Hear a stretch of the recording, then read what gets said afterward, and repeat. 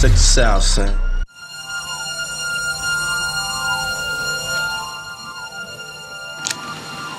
What's good, YouTube? This is Jesse P coming at you from my home studio and hitsformixtapes.com with a couple of quick tips for making sampled hip-hop beats in Reason 5. Let's get right into this.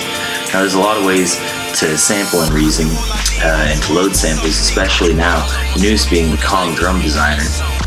Now, with the Kong Drum Designer, you can load in any WAV files or Rex files, and it'll load it automatically into its own mini drum module here. You can also put on effects, but I'm bypassing most of those because I'm going to be mastering this in Cubase afterwards and add on a lot of effects in the mastering and mixing process. Now, once you load up your samples, click on this little quick pad group edit button here, and you can have them all mute each other to be like the MPCs, or you can link them together to layer drums. I'll get into that a little more later. Now, if you don't have a pad controller, I also highly recommend picking one of those up. It makes developing and building your tracks a lot easier. Check this out.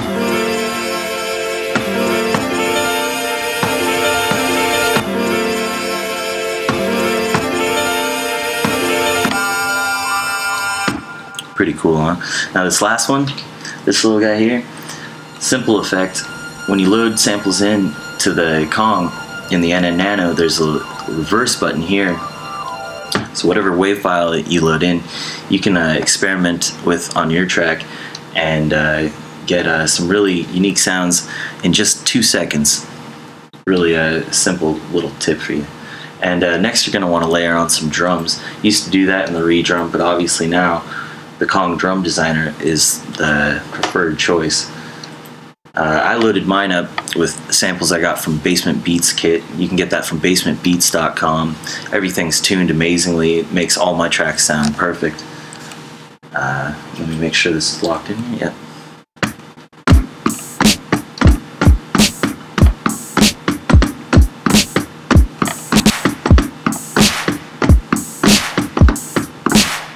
Having a little latency issues, but you get the point.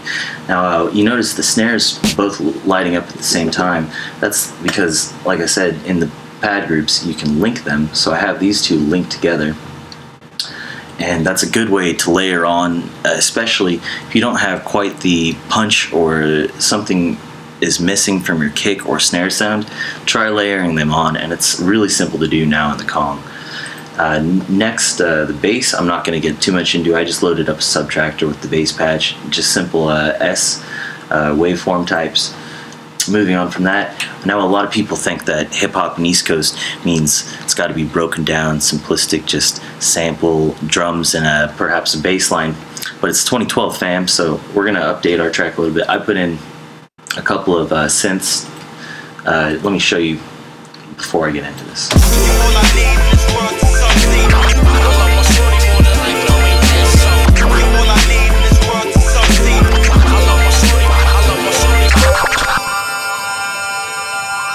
Alright, now this is a pretty cool effect.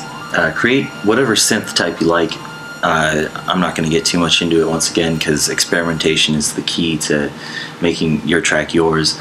But you can make a Thor, subtractor, maelstrom, whatever it is. Right click on the device, go to create, and then you're going to create an arpeggiator or the pattern sequencer. Either of these are really excellent tools for beginners to create cool arpeggio lines, or if you are comfortable with the piano roll, I went in here and just sequenced out some arpeggios myself, and then split it between two devices. Just right click on your device and go to duplicate device. Where is it? Duplicate devices and tracks, and then you're going to need to flip around and make sure it's plugged into the mixer, and pan each device hard left and hard right, and that'll give that kind of cool stereo spatial separation to bring it up to a more modern sound. Another thing that'll modernize your track are upshifters and downshifters. I just threw in one downshifter. Check this out. Now those have been really popular lately thanks to dubstep and the rising of house music. It's really easy to do in Reason. Just create a Thor and initialize your patch, and then create any oscillator types you want, but to get the wind type, you're going to want to create a noise oscillator, and then have LFO1 directly affect the oscillator that you're using or the filter type that the oscillators are going through. You can either affect the frequency types or frequency levels, or the X values and Y values of a formant filter. Just experiment to get your own sound, and then throw that through a reverb and some effects, and it'll start to sound really natural. Now, last thing I really want to touch on is the scratch hook I threw in there. Since I don't have the money for a whole DJ setup, I had to figure something out. So I loaded up a few samples into the Kong Drum Designer, and then the rest was scratching samples. And let me lock the device really quick. I'll show you how this sounds. You're all I need in this world to succeed. I love my shorty more than life, no ain't that something. You're all I need in this world to succeed. I love my shorty more, I love my shorty. Pretty cool, huh? You can do this with your own samples at home and load it into your track for your own 6 scratch hooks. That's pretty much all I got for you today, fam. Thanks for checking out my video, and once again, check out hitsformixtapes.com.